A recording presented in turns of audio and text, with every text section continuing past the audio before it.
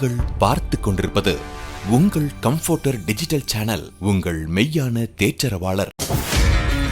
Subscribe to Jesus Redeems YouTube channel and click the notification bell. Watch Jesus Redeems programs in Tamil, Hindi and Kannada languages in Comforter Digital TV. Listen to our 24/7 Comforter radio broadcast and subscribe to Evangel OTT and watch hundreds of Christian short films and videos and be blessed. Download Comforter TV and radio app today. Make use of Jesus Redeems programs available on various social media platforms. Spread the revival fire. பிரியமானவர்களே, மே மாதம் 3ஆம் தேதியிலிருந்து 10ஆம் தேதி வரை 8 நாட்கள் எழுப்புதல் பெருவிழாக்கள் நம்முடைய தேவனுடைய கூடாரத்தில் நடக்கிறது உங்களுக்கு தெரியும். அதுக்கான ஆயத்தங்களை செய்து கொண்டிருக்கிறோம். ஆண்டவர் பெரிய காரியத்தை செய்வேன்னு வாக்கு கொடுத்திருக்கிறார்.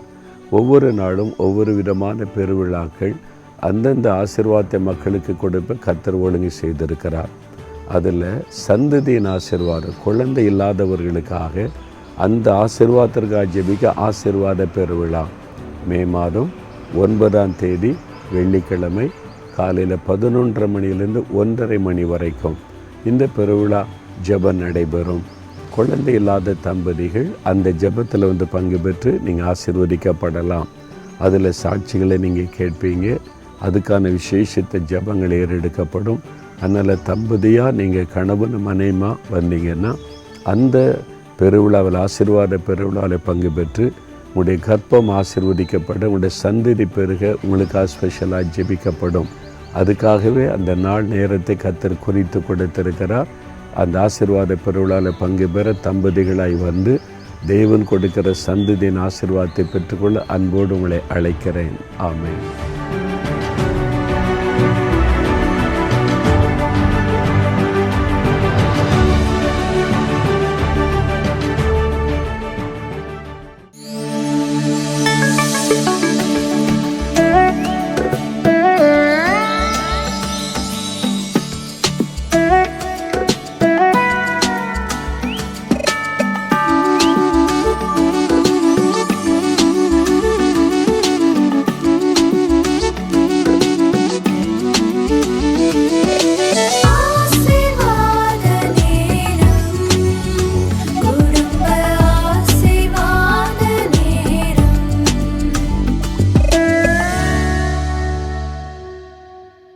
பிரியமானவர்களே, எப்படி இருக்கீங்க? வீட்டில் எல்லோரும் சுகமாக ஆசீர்வாதமாக இருக்கிறாங்களா? உங்கள் வீட்டில் இருக்க முக்கியமாக குட்டி பிள்ளைகள், ஸ்கூலுக்கு போகிற பிள்ளைங்க எல்லாம் நல்லா இருக்காங்களா? சில வீட்டில் கை குழந்தைகள் இருப்பாங்க. கை குழந்தைகள் பிள்ளைகள்லாம் எப்படி சுகமாக இருக்காங்களா? சரி, நீங்கள் சுகமாக இருக்கணும், பாதுகாப்பாக இருக்கணும். அதுதான் ஆண்டவருடைய விருப்பம். நீங்கள் மாத்திரம் இல்லை, உங்களுடைய முழு குடும்பத்தையும் ஆண்டவர் நேசிக்கிறார். உங்களுடைய குடும்பத்தின் மீது அக்கறை உள்ள ஒரு தேவன். அதனால தான் குடும்ப ஆசீர்வாத நேரம் என்ற இந்த நிகழ்ச்சி ஒவ்வொரு திங்கட்கிழமையும் உங்கள் கூட சேர்ந்து குடும்பமாக ஜெபிப்பதற்கு ஆண்டவர் கட்டளையிட்டு நாங்கள் அதை செய்து கொண்டு வருகிறோம். யோசித்து பாருங்கள், திங்கட்கிழமை தோறும் உங்கள் கூட சேர்ந்து நாங்களும் ஜெபிக்கணும்னா அதுக்கு மியூசிக்கோட அருமையான பிள்ளைகள் எங்கள் ஃபேமிலி மெம்பர்ஸோடு வந்து அது சாதாரண விஷயம் அல்ல. ஏன் அதை நாங்கள் செய்கிறோன்னா ஆண்டவர் கட்டளையிட்டார். ஏன்னா அவர் உங்களையும் உங்களுடைய குடும்பத்தை நேசிக்கிறார். நீங்கள் அதை புரிந்து கொண்டு உங்களையும் ஜெபிக்க அர்ப்பணித்து கொள்ளணும். குடும்பத்தில் இருக்கிற எல்லாருமே இந்த ஜெபத்தை முக்கியத்துவப்படுத்தி வரணும். எல்லாருக்கும் தெரியப்படுத்துங்க, சேர்ந்து வந்து ஜெபிக்கணும். முதலாவது 2 பாடல் பாட போகிறோம். அதன் பிறகு வேத வசனத்தை தியானித்து ஜெபிக்க போகிறோம். சரியா? சரி, முதலாவது பாடல் என்ன பாட போகிறோமா? உம்மோடு இருக்கணுமே, உம்மை போல மாறணுமே. நல்ல ஒரு பாடல் அது. ஃபாதர் பெர்க்மான்ஸ் அவங்க எழுதின பாடல். இயேசுவே, நான் உம்மோடு இருக்கணும், உம்மை போல நான் மாறணும். நான் அடிக்கடி என்னுடைய தனி ஜெபத்தில் இந்த பாடலை பாடுவேன். ஜெபமாக பாடக்கூடிய ஒரு பாடல் இது. எல்லாரும் சேர்ந்து பாடலாமா? கருத்தா இருதயத்தின் ஆழத்திலிருந்து உணர்ந்து பாடணும்.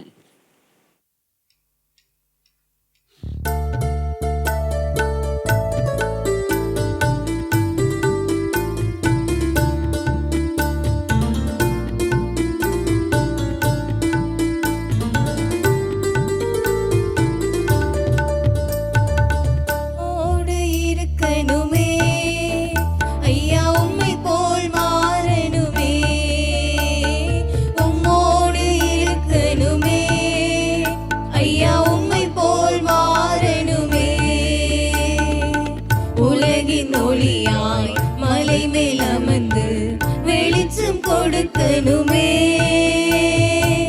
வெளிச்சம் கொடுக்கணுமே, உம்மோடு இருக்கணுமே, ஐயா உம்மை போல் மாறணுமே, ஐயா உம்மோடு இருக்கணுமே, ஐயா உம்மை போல் மாறணுமே.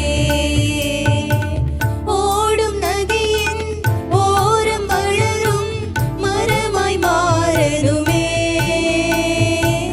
ஓடும் நதியின் ஓரம் வளரும் மரமாய் மாறணுமே, எல்லா நாளும் இலைகளோடு கனிகள் கொடுக்கணுமே, எல்லா நாளும் இலைகளோடு கனிகள் கொடுக்கணுமே, உம்மோடு இருக்கணுமே, ஐயா உம்மை போல் மாறணுமே, உம்மோடு இருக்கணுமே, ஐயா உம்மை போல் மாறணும். உலகப் பெருமை இன்பமெல்லாம் குப்பையாய் மாறணுமே, உலகப் பெருமை இன்பமெல்லாம் குப்பையாய் மாறணுமே, உம்மையே என் கண்முன் வைத்து ஓடி ஜெயிக்கணுமே, நான் உம்மையே என் கண்முன் வைத்து ஓடி ஜெயிக்கணுமே, உம்மோடு இருக்கணுமே, ஐயா உம்மை போல் மாறணுமே, நான் உம்மோடு இருக்கணுமே, ஐயா உம்மை போல் மாறணுமே. உலகின் ஒளியாய் மலை மேல் அமர்ந்து வெளிச்சம் கொடுக்கணுமே, வெளிச்சம் கொடுக்கணுமே, உம்மோடு இருக்கணுமே, ஐயா உம்மை போல் மாறணுமே, உம்மோடு இருக்கணுமே, ஐயா உம்மை போல் மாறணுமே. இயேசுவோடு இருப்பார். அதான் பெரிய பாக்கியம். அவரோடு இருப்பார், அவரை போல மாறுவார். உம்மை போல என்னை மாற்றுங்க ஆண்டவரே. நான் தினந்தோறும் ஆண்டோடைய சமூகத்தில் ஜெபிக்கிற ஜெபம், ஆண்டவர் இன்னும் மாற்றுங்க, இன்னும் என்னை மாற்றுங்க, இன்னும் உம்மை போல மாற்றுங்க அப்படின்னு சொல்லி பூரணத்தை நோக்கி கடந்து போகிறோம். முற்றிலும் அவரை போல மாறிட்டோமா? இல்லை, மாறிக்கொண்டே இருக்கிறோம். இன்னும் மாறணும், இன்னும் மாறணும். அதான் இருதயத்தின் தாகம். சரி, இன்னொரு பாட்டு பாட போகிறோம். உம்மை போல மாறணுமே ஏசையா, நான் உம்மை போல மாறணுமே, என்னை உம்மை போல மாற்றிடுமே அப்படின்னு இது ஒரு ஜெப பாடல்.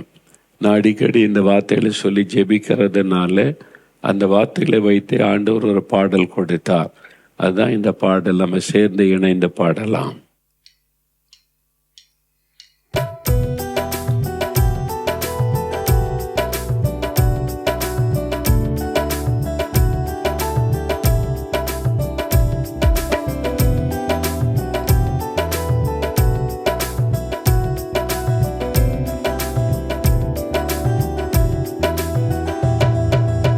உம்மை போல மாறணுமே ஏசையா, நான் உம்மை போல மாறணுமே, உம்மை போல மாறணுமே ஏசையா, நான் உம்மை போல மாறணுமே,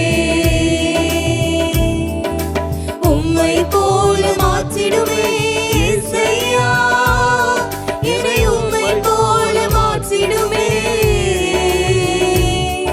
என்னை உம்மை போல மாற்றிடுமே, என்னை உம்மை போல மாற்றிடுமே. பரிசுத்தம் பரிசுத்தம் பரிசுத்தம் தாருமே, உம்மை போல பரிசுத்தம் தாருமே, பரிசுத்த ஆவியால் நிரப்பியே பரிசுத்த பாதையில் நடத்துமே, அன்புள்ள மனதுருக்கம் தாருமே, உம்மை போல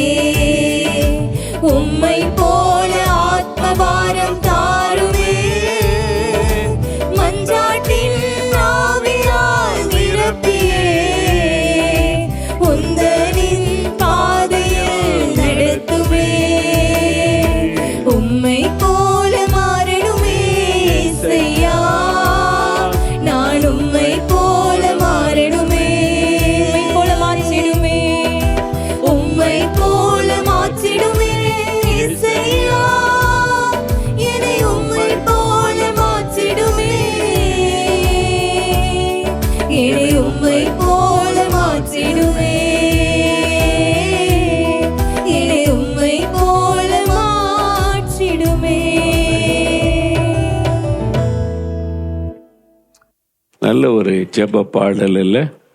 நான் அடிக்கடி என்னுடைய தனி ஜெபத்தில் இந்த பாடலை பாடுவேன். உம்மை போல நான் மாற ஆசைப்படுகிறேன், உம்மை போல என்னை மாற்றுங்க ஆண்டவரே, இன்னும் நான் மாறணும் என்று சொல்லி இந்த பாடலை பாடி ஜெபிப்பது உண்டு.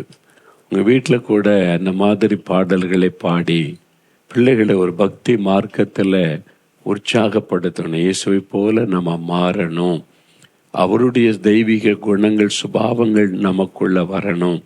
அவரை போல பரிசுத்தம், அவரை போல தாழ்மை, அவரை போல சாந்த குணம், அவரை போல ஆத்ம பாரம், அவர்களை போல ஜபாவி, அவரை போல மனதுருக்கம், அவரை போல ஜனங்களுக்கு நன்மை செய்கிற சுபாவம், அவரை போல மன்னிக்கிற இருதயம். இது நிறைய இயேசு பற்றி தியானிக்க போய்கொண்டே இருக்கும். அந்த சுபாவங்கள் எல்லாம் எனக்கு வேணும், உம்மை போல மாற்றுங்க அப்படின்னு பாடல் பாடி ஜெபிப்பார். அப்போ நமக்குள்ள அந்த மாற்றத்தை ஆவியானவர் உண்டாக்குவார். சரி, இந்த நாளில் எங்களுடைய குடும்பத்துக்கு என்ன காரியம்? இந்த நாட்களில் இந்த சமயத்தில் இயேசுடைய பாடு, மரணம், உயிர்த்தெழுதலை தியானிக்கிற காலமாக இருந்ததுனால நம்ம இயேசுடைய சிலுவை மரணம், அப்புறம் அவருடைய உயிர்த்தெழுதல், அதெல்லாம் தொடர்ந்து தியானித்து கொண்டே வந்தோம். சரி, இந்த நாளில் ஒரு காரியத்தை நாம் இதுவரைக்கும் அறிந்து கொண்ட கற்றுக்கொண்ட காரியத்தை ஞாபகப்படுத்த விரும்புகிறேன். நாம் ஆதியாகமம் 1 தொடர்ச்சியாக தியானித்து கொண்டே வருகிறோம். ஒவ்வொரு பகுதியாக தியானித்து கொண்டு வருகிறோம். இப்போ நம்ம எண்ணாகமம் வரைக்கும் வந்திருக்கிறோம். அது குறித்து தொடர்ச்சியாக பல காரியத்தை தியானிக்க போகிறோம். ஆனால் அதுக்கு முன்னால் இன்றைக்கு ஒரு காரியத்தை நம்ம தியானிக்க போகிற என்ன விஷயம் அப்படின்னு சொன்னால், இயேசு கிறிஸ்து அவர் நம்மோடு பேசுகிறார்ல, அவருடைய வசனத்தை கொண்டெல்லாம் நம்மோடு பேசுகிறார்ல. அப்போ ஆதியாமத்திலிருந்து பார்க்கும்போது நிறைய குடும்பங்களை குறித்து தியானித்து கொண்டு வந்தோம். ஆதாமுடைய குடும்பம், ஆதாம் ஏவாள், அப்புறம் அவருடைய பிள்ளைகள், அவங்க கீழ்ப்படியாமையினால எப்படி சாபத்துக்குள்ளாகி போனாங்க, பாதிக்கப்பட்டு போனாங்கெல்லாம் தியானித்தோம்ல. அப்புறம் நீங்கள் பார்த்தீங்கன்னா நோவாவுடைய குடும்பம், அவங்கெல்லாம் எப்படி ஒரு மனமாக தெய்வ திட்டத்தை நிறைவேற்றினாங்க, அது வேதத்தில் நம்ம வாசிக்கிறோம். ஏனோக்குடைய குடும்பம், அவர் தேவனோடு நடக்கிற மனிதராக இருந்தார், மனைவி பிள்ளைகளாக இருந்தாங்க, அதுக்கு மத்தியில் எப்படி ஆண்டவரோடு நடந்தார் என்பதையெல்லாம் நம்ம பார்த்துருக்கிறோம். ஆபிரகாமுடைய குடும்பம், ஆபிரகாம், சாராள், ஈசாக்கு, இஸ்மவேல், இது மாதிரி இந்த குடும்ப நிகழ்வுகளை குறித்து தியானிச்சிருக்கிறோம்.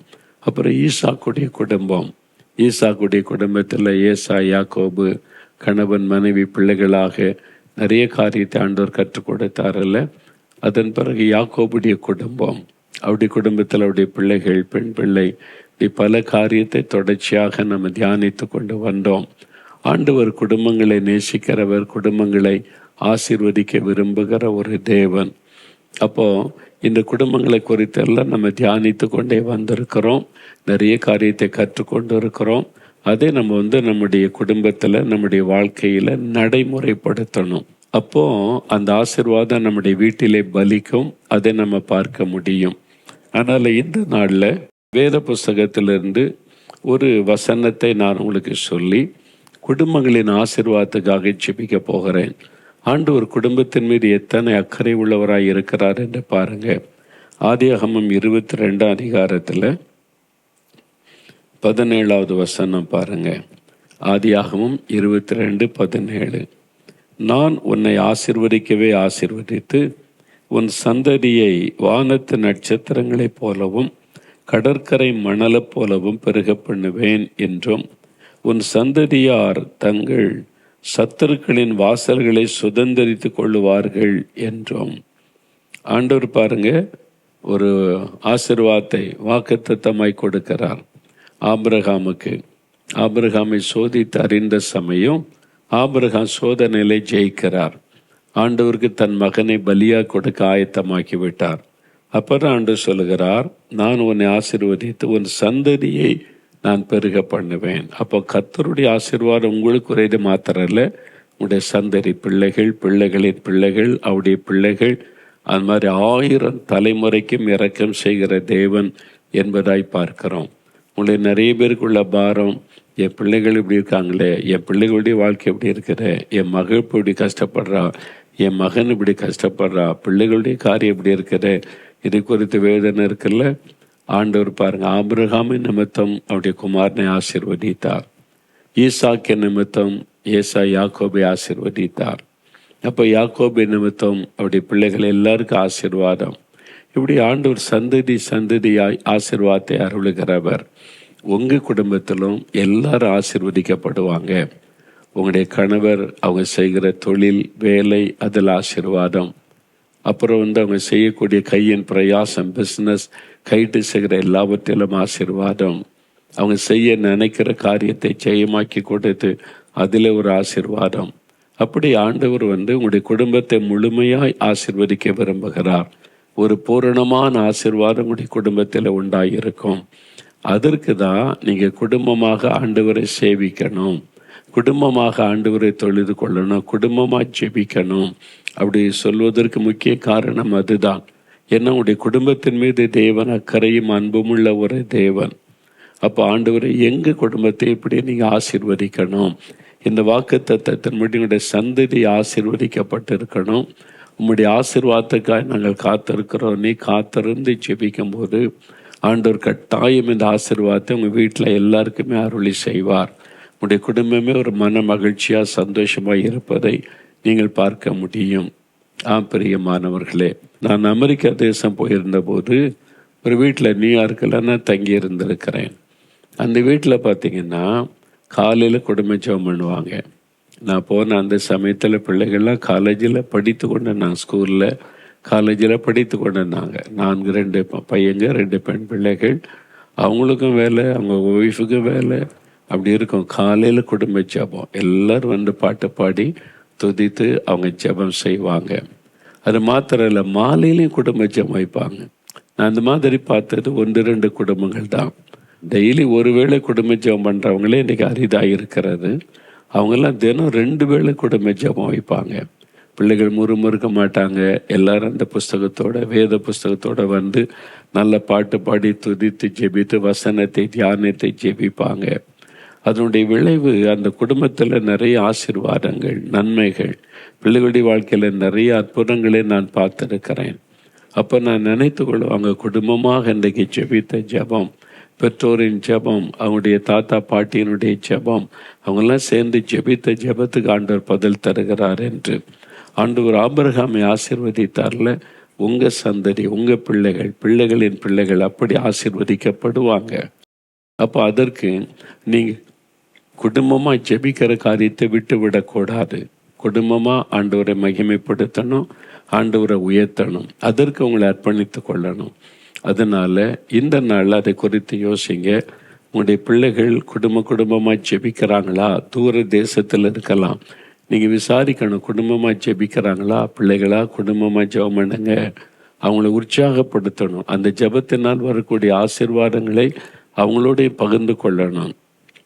அப்போ உங்களுடைய முழு குடும்ப பிள்ளைகள் எங்கே இருந்தாலும் அவங்க குடும்பமாக ஜெபிப்பாங்க.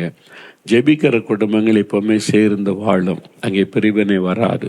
ஜெபிக்கிற குடும்பத்துக்குள்ளே சாத்தான் ஈஸியாக நுழைய முடியாது. ஜெபிக்கிற குடும்பத்துக்குள்ளே தீங்குகள் வர முடியாது. ஜெபிக்கிற குடும்பத்துக்குள்ளே கர்த்தருடைய பாதுகாப்பு ஆசீர்வாதம் இருக்கும். அதனால் எப்பவும் உங்களுடைய குடும்பம் ஜெபிக்கிற குடும்பமாக அது இருக்கும்படி நீங்கள் கவனித்து கொள்ளணும்.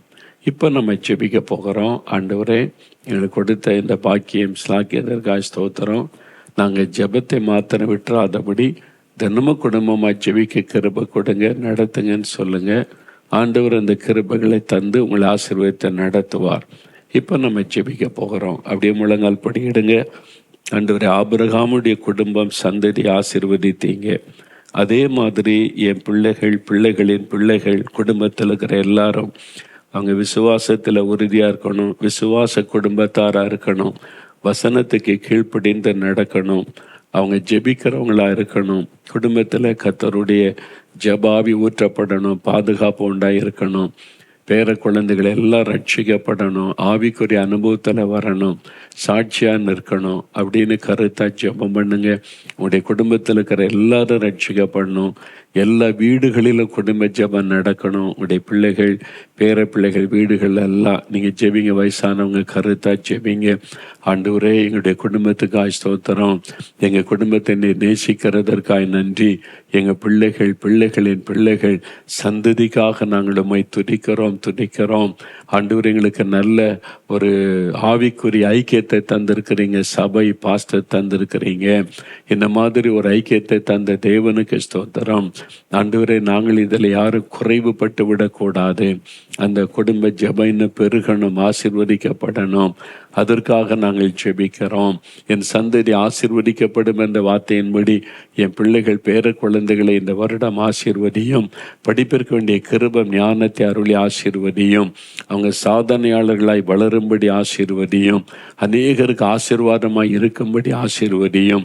நாங்கள் குடும்பமாய் கர்த்தரையே சேவித்து உம்மை மகிமைப்படுத்தணும். இன்னும் ஆண்டவரோடு நெருங்கி வாழணும் கிருபை தாரும். அதற்காக அர்ப்பணித்துக் கொள்கிறோம். ஆண்டவரை, யார் யார் இணைந்து ஜெபிக்கிறாங்களோ அத்தனை குடும்பங்களை நான் ஆசீர்வதித்து ஜெபிக்கிறேன். அவங்க ஜெபிக்கிற குடும்பமாய், துதிக்கிற குடும்பமாய், அந்த குடும்பமே மன மகிழ்ச்சியோடு இருக்கும்படி ஆசீர்வதியும். சமாதானத்தை கெடுக்கிற, சந்தோஷத்தை கெடுக்கிற பொல்லாத ஆவிகள் இயேசுவின் நாமத்தில் விலகட்டும். அந்த வீடுகளுக்குள்ள இயேசுடைய இரத்தத்தை தெளித்து நான் ஜெபிக்கிறேன். உம்முடைய பிரசன்னம பாதுகாப்பும் இருந்து வழி நடத்தட்டும். பிள்ளைகளை வியாதிக்கு விலக்கி காத்துக்கொள்ளும். குறைவுகளை நிறைவாக்கி ஆசீர்வதியும். தேவைகளை சந்தித்து மகிழப்படும். இயேசு கிறிஸ்துவின் நாமத்தில் அந்த ஆசீர்வாதம் உண்டாகட்டும்.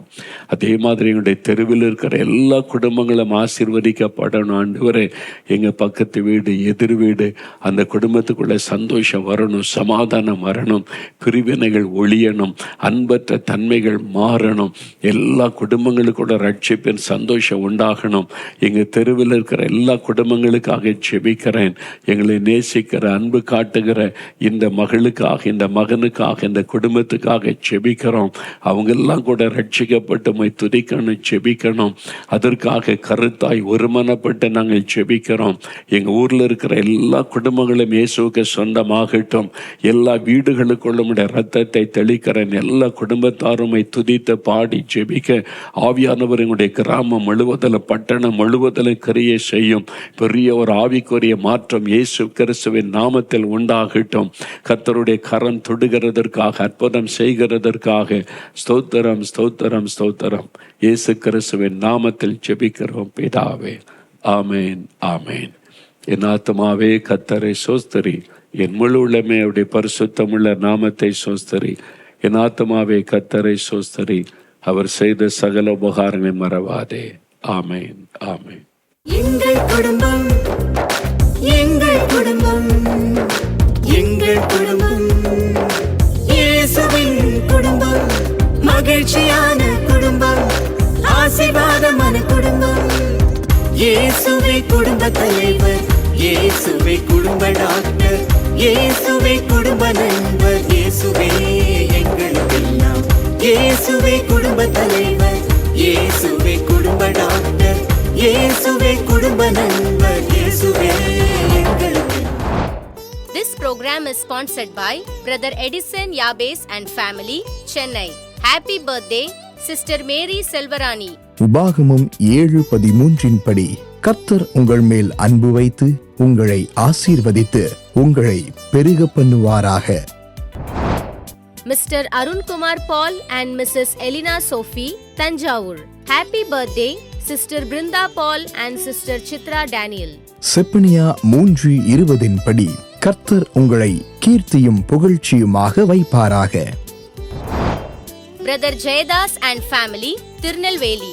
Happy wedding anniversary, Mr. Jayadas and Mrs. Christy. எரேமியா 31:9 படி, இடராத செம்மையான வழியிலே கர்த்தர் உங்களை நடக்க பண்ணுவாராக. Sister Anu Selvaraj and family, Madurai. ஏசாயா 49:15 படி, கர்த்தர் உங்களை மறப்பதில்லை. Brother Sudarshan and family, Coimbatore. ஆதியாகமம் 49:25 படி கர்த்தர் உயர வானத்திலிருந்து உண்டாகும் ஆசீர்வாதங்களினாலும் கீழே ஆழத்தில் உண்டாகும் ஆசீர்வாதங்களினாலும் உங்களை ஆசீர்வதிப்பாராக. Sister Malarvizhi and family, Madurai. லூக்கா 1:28 படி கிருபை பெற்றவளே வாழ்க, கர்த்தர் உன்னுடனே இருக்கிறார், ஸ்திரீகளுக்குள்ளே நீ ஆசீர்வதிக்கப்பட்டவள். Sister Sweetlin Pattumallika and family, Coimbatore. அப்போஸ்தலர் 18:10 படி நான் உன்னுடனே கூட இருக்கிறேன், உனக்கு தீங்கு செய்யும்படி ஒருவனும் உன்மேல் கை போடுவதில்லை என்று கர்த்தர் சொல்லுகிறார். Sister Philomin and family, Tiruchirappalli. பாகமம் 28:12 படி கர்த்தர் உங்களுக்கு தமது நல்ல பொக்கிஷசாலையாகிய வானத்தை திறப்பாராக. Sister Banu Selva Ganapathi and family, Tenkasi. ஆதியாகமம் 26:3 படி நான் உன்னுடனே கூட இருந்து உன்னை ஆசீர்வதிப்பேன் என்று கர்த்தர் சொல்லுகிறார். அன்பானவர்களே, நீங்களும் தொலைக்காட்சி ஊழிய பங்காளராகிட தொடர்பு கொள்ள வேண்டிய தொலைபேசி எண் 994222466611. இமெயில் முகவரி partners@jesusredeems.org. God bless you.